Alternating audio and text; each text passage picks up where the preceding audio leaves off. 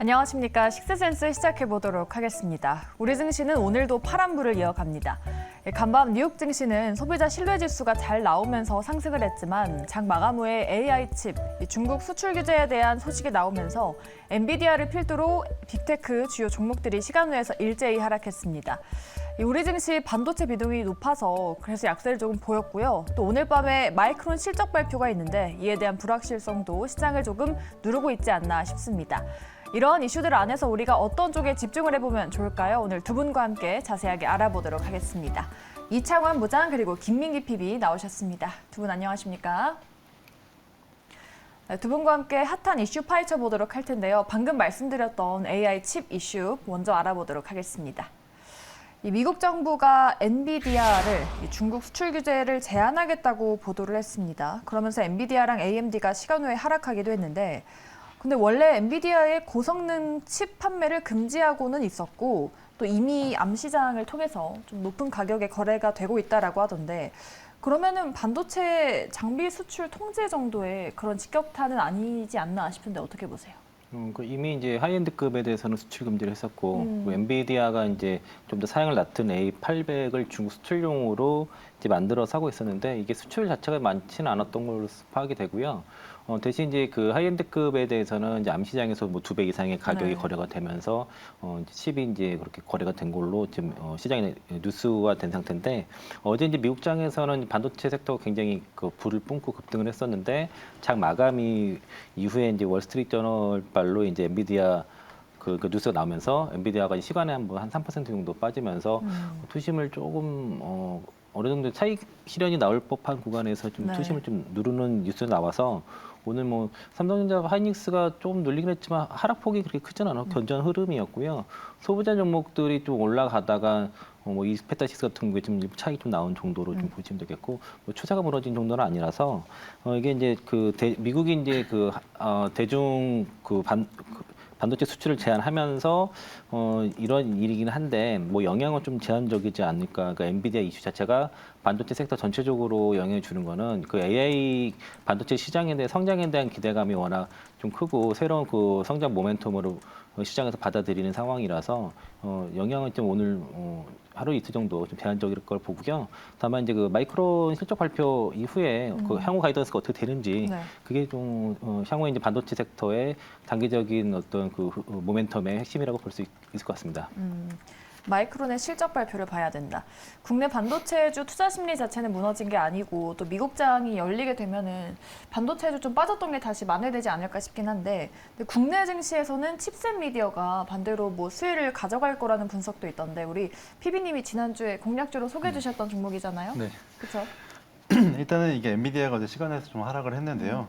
저는 이걸 보면서 좀 다른 투자 기회를 모색해봐 좋겠다는 생각을 좀 했습니다. 일단은 첫 번째로는 사이버 보안 시장이 좀 더 성장할 수 있겠다는 건데요. 일단 미국이 일단 AI 반도체 칩 수출을 규제한다는 건 일단 보안상의 이유가 가장 큽니다. 안보상의 이유도 있고요. 그러니까 특히나 이제 클라우드 보안 시장과 네트워크 보안 시장이 빠르게 성장할 것으로 예상이 되는데 클라우드 보안의 경우에는 다양한 기기에서 접속을 하고 좀 그 이동하는 정보들을 탐지해야 되기 때문에 좀 상당히 복잡한 기술력이 필요한 상황입니다. 근데 이제 IT 환경 자체는 이제 클라우드로 완전히 전환이 되고 있는 상황인데 이에 따라서 이제 서비스형 보안 솔루션 시장이 부각되고 있고 국내 같은 경우에도 이제 2019년도 2,168억 정도의 시장 규모에서 올해 들어서 이제 한 7,661억 정도의 규모로 성장할 것으로 전망이 되고 있고요. 국내에 있는 이런 보안 관련주로는 뭐 지난달에 상장한 모니터랩 정도를 좀 꼽을 수 있겠습니다. 네. 그리고 두 번째로는 제가 지난번에 시초가 공략주로 말씀드린 적이 있는 칩셋 미디어인데요. 일단 중국에서도 AI 반도체에 있어서는 엔비디아 칩을 많이 사용하고 있었는데 이에 대해서 중국 내부에서 자체 개발을 하려고 하는 그런 노력들이 많이 있었습니다. 그래서 그 예시로는 일단 바이두가 세계 최초로 일단 생산 AI 스타트업을 위한 전용 펀드로 한 1,855억 정도를 좀 조성했다는 기사가 있는데 이것만 봐도 중국이 AI 자립을 위해서 매우 공격적인 투자를 하고 있음을 알 수 있고요. 그리고 중국과 미국의 반도체 갈등이 오히려 좋은 것이 칩셋 미디어 입장에서는 중국향 매출도 지금 잘 나오고 있고 미국향 매출도 잘 나오는데 미국에서 중국 반도체 IP 기업에 수주를 안 주게 되면서 반사 이익이 좀 가능하겠고 또 엔비디아 GPU가 중국에 못 들어가는 데에 따른 반사 이익과 함께 이중 수혜를 받을 수 있겠다 이렇게 보고 있거든요. 그러니까 칩셋 미디어는 주로 비디오 코덱 IP 사업을 하고 있는데 최근 들어서 AI IP 사업으로 좀 포트폴리오를 확장해 나가고 있는 상황이고요. 근데 이제 중국의 지금 중국에 존재하는 팹리스가 한 2,000개 정도가 됩니다. 네. 그러니까 이렇게 수많은 팹리스 기업이 존재하는데 얘네들이 전부 다 모두 영상 관련 IP를 보유할 수는 없습니다. 그렇기 때문에 현재 중국 시장에 비디오 AI와 관련해서 IP로 진출해 있는 것은 칩셋 미디어와 프랑스에 있는 알레그로 그리고 중국의 베르실리콘이라는 기업이 있는데 지금 이제 수많은 팹리스 기업이 있고 이에 따른 IP 수요가 증가하고 있기 때문에 좀 수요 과잉의 시장이 되는 거죠. 그렇기 때문에 이렇게 반도체 IP에 관해서 좀 공급 부족 현상이 일어나기 때문에 아무리 중국 업체가 있다고 한들 이쪽에서 전부 다 파일을 가져가는 게 아니라 칩셋 미디어도 충분한 수요를 받을 수 있을 것으로 보여지고 그리고 지금 그래서 그 결과로 칩셋 미디어의 중국향 매출이 지속적으로 늘고 있습니다. 그리고 데이터 센터의 경우에는 원래 엔비디아 GPU를 활용해서 데이터 처리를 할 때 하는데, 근데 영상 데이터의 경우에는 전력 소모가 많이 발생하고 그로 인해서 비용이 증가하기 때문에 영상 처리에 관련해서는 칩셋 미디어와 같이 좀 전용 칩을 활용해서 좀 이런 데이터 처리를 하는 것이 훨씬 더 효율적입니다. 그렇기 때문에 지금 이에 따라서 2019년과 2020년부터 데이터 센터형으로 좀 칩셋 미디어의 매출이 본격화되기 시작했고 최근 AI 붐이 좀 나오면서 이제 라이센스 매출이 증가하고 있고요. 이렇게 칩 판매량에 연동되는 로열티 매출을 갖고 있는 칩셋 미디어의 매출 구조상 앞으로 더욱더 전망이 밝아지지 않을까 싶습니다. AI 칩 이슈에 관련해서는 보안이 화두로 떠오르고 있어서 좀 모니터랩을 관심주로 말씀해 주셨고 칩셋 미디어는 이미 지난주에 공략주로 말씀해 주셨는데 이후에 조금 올라왔잖아요. 네. 오늘도 그렇고. 아직도 보유 관점이신지 아니면 신규 매수도 혹시 가능한지요? 충분히 지금도 신규 매수해야 될 자리라고 보고요. 일단은 칩셋 미디어의 매출 구조 자체가 라이센스 매출이 있고 로열티 매출이 있잖아요. 그러니까 처음에 칩을 공급할 때 라이센스 매출이 발생하고 그 위에 칩이 잘 팔리게 되면 로열티 매출이 발생을 하는데 네. 지금 AI 시장의 동향을 봤을 때는 앞으로도 계속 칩이 잘 팔릴 것이고 그렇게 되면 지금 깔아놓은 라이센스 매출에서 계속해서 로열티 매출도 발생할 수 있을 것이다 이렇게 보고 있습니다. 네, 좋습니다. 칩셋 미디어 지금도 신규 매수 가능하다는 관점을 말씀해 주셨습니다. 반도체 AI 칩 이슈 나온 거 저희가 이야기해 봤고요. 다음으로는 우리 배터리 부장님이 꼽은 키워드 보도록 하겠습니다. 원자재에 대한 이야기 해보도록 하죠. 이 닥터 쿠퍼라고도 불리는 구리뿐만 아니라 리튬 가격도 최근에 많이 오르고 있다고 합니다. 리튬이 2달 만에 가격이 2배나 올랐다고 하더라고요. 올해 초까지만 해도 가격이 좀 많이 빠졌었는데 이게 금방 또 올라온 거죠. 그러니까 리튬 네, 말씀하세요. 리튬 가격이 보통은 배터리 업계에 조금 호재로 여겨지는데 네. 이 가격이 상승하면 전기차 값도 올라가기 때문에 조금은 악재가 될 수 있겠다라고 하던데 어느 쪽에 좀 비중을 둬야 될까요? 그 리튬 가격이 상승한다는 거는 어쨌든 원자력 광물 가격이 올라갔다는 의미고 그렇게 되면은 여기에 이제 연동되는 이제 그 배터리 가격의 상승이 올라간다는 얘기거든요. 네.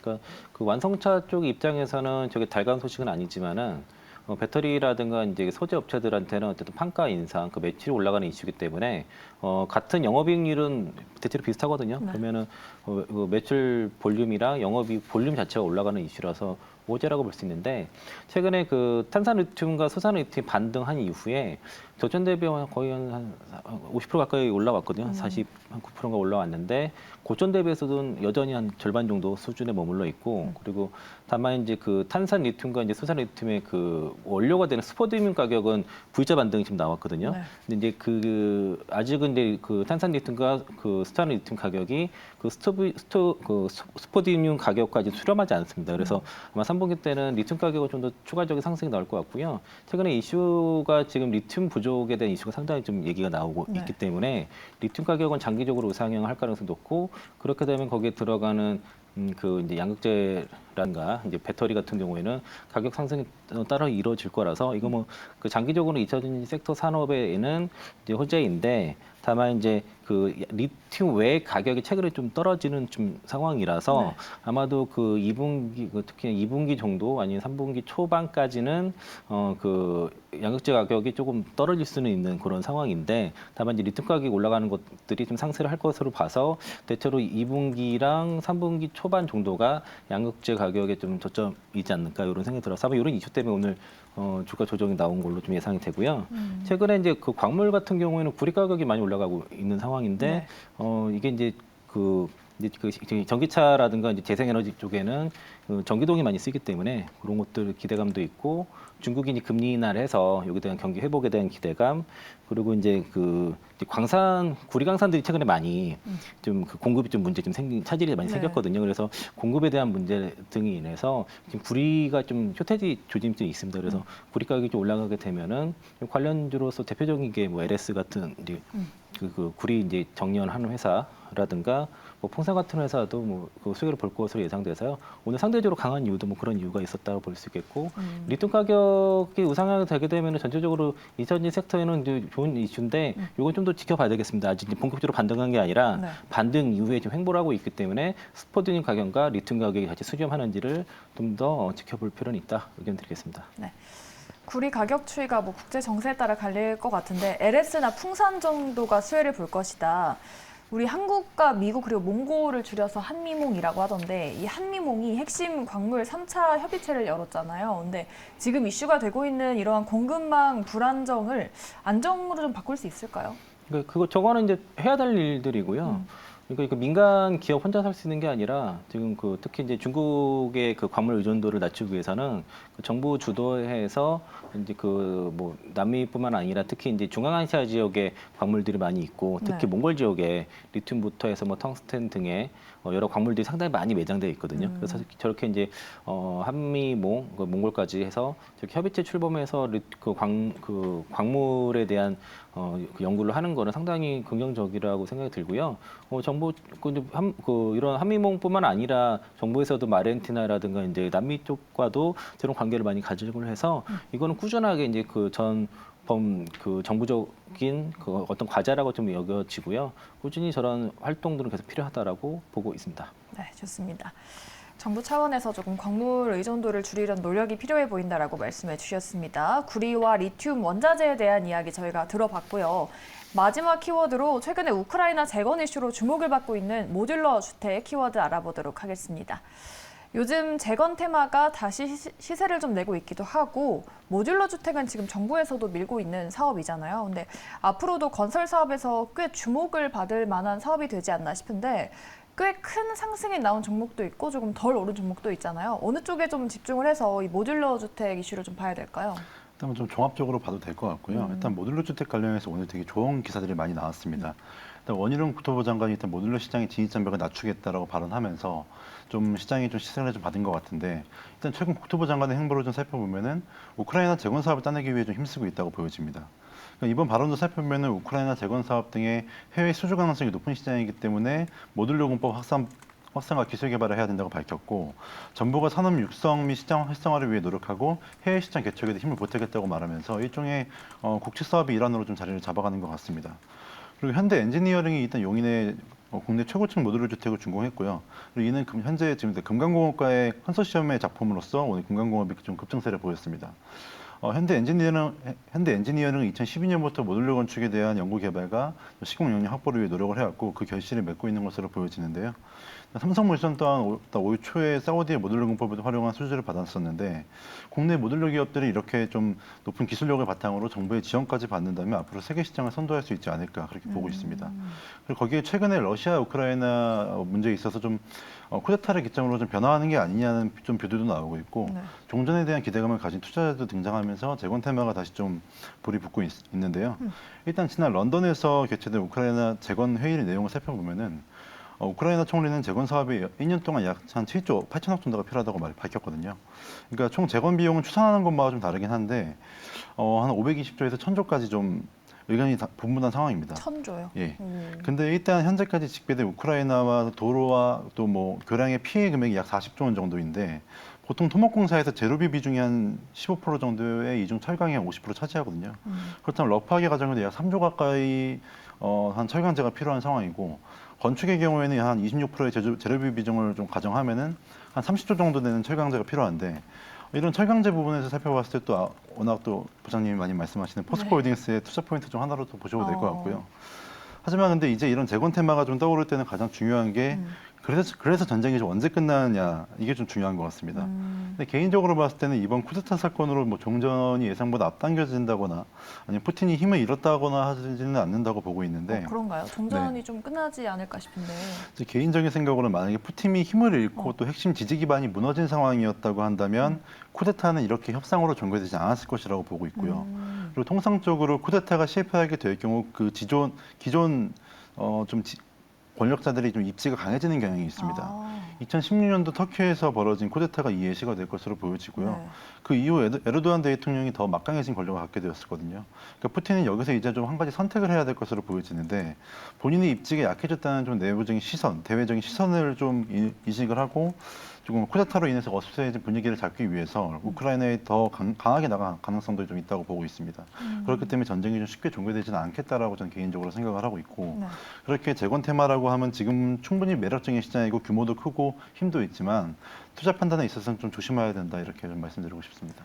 모듈러 관련도 전체적으로 좋게 보고 계시고 철강제가 조금 필요하기 때문에 포스코홀딩스도 관심 갖고 보시라라고 말씀해 주셨습니다. 이 대형주 말고도 오늘 뭐 코드네이처나 금강공업도 급등을 했고 범양건영, 뭐 다스코 많은 종목들이 관련주로 꼽히고 있는데 이러한 중소형주도 변동성을 이용해서 매매하는 전략은 어떻게 보십니까? 개인적으로 괜찮다고는 보고 있고요. 일단 물론 변동성이 크기 때문에 조심은 하셔야겠지만 어느 정도 변동성이 탑승을 하셔서 좀 수익을 내시는 방향도 괜찮다고 보고 있습니다. 그 중에서 탑픽을 꼽자면? 저 개인적으로는 금강공업으로 계속 괜찮을 것 같습니다.